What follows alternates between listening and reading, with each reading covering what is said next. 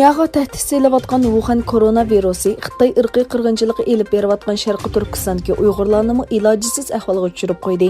Karantinga qilingan G'ulji shahrida tarqalganligi faraz qilgan bir videoda bir Uyg'ur yosh och qoldim, ayolim va 3 bolam bilan uyda och qoldik, o'zimni o'ltirib olaymi deb xitob qildi.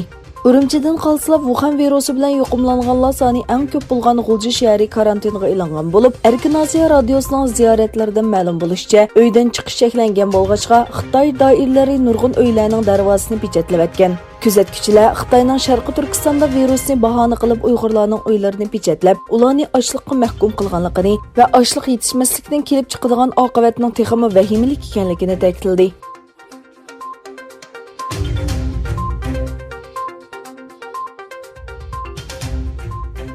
Bulgariyada panohlik talablari rad qilingan va Xitoyga qaytarilish xavfiga duch kelgan 5 Uyg'ur haqida Yevropa tashkilotlari andishlarini o'ttirib qo'ydi. Yevropa kishilik huquq mahkamasi bu 5 Uyg'urni Xitoyga qaytarib bersa, Bulgariyaning Yevropa kishilik huquq ahdnomasiga xiloflik qilgan bo'lganligini ta'kidladi. Igilanishicha, bu 5 Uyg'ur Turkiyada bir mezgil turgandan keyin Bulgariyada panohlik tilagan.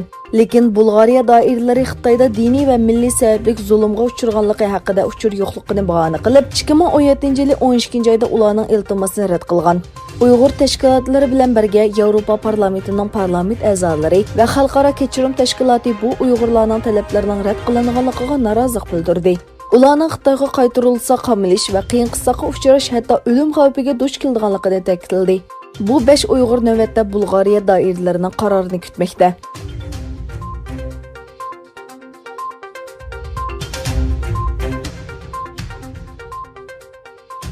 Xitoyda koronavirusning markazi bo'lgan Wuhan shahridagi ayollar turmasini o'z ichiga olgan 5 turmada 500 dan ortiq kishida koronavirusi bayqaldi.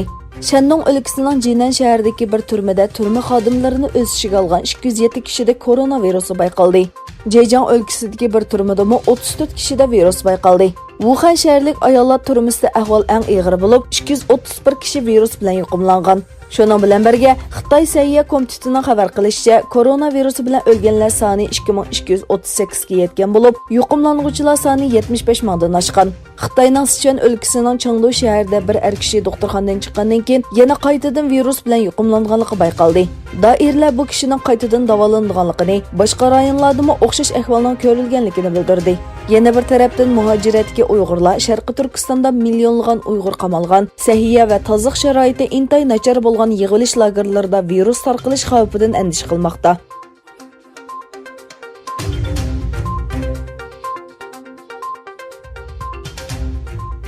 Xitoyda o'tirg'i chiqqan koronavirusi bilan o'lgan va yuqumlanganlar soni davomli oshmoqda.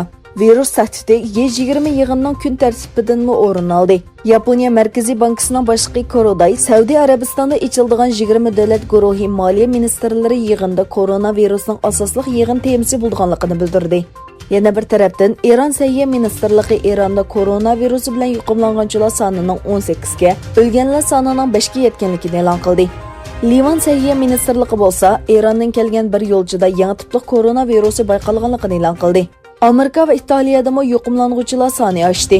Amerikada 34 ga, Italiyada bo'lsa 14 ga yetdi.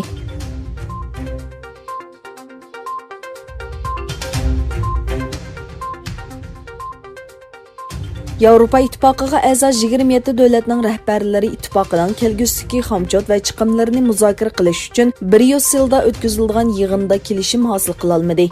Yevropa İttifaqı Komiteti raisi Charles Michel bilan Yevropa Kengashining raisi Ursula von der Leyen Bryusselda o'tkazilgan xomchot yig'inidan keyin axborot e'lon qilish yig'ini o'tkazdi.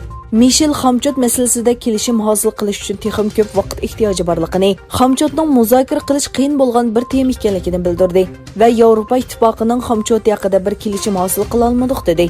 Von der Leyen bo'lsa, uzun muzokara elib bordik. Muzokarani davomlashtiramiz. Kelishim hosil qilish uchun oldimizda uzun bir yo'l bor dedi.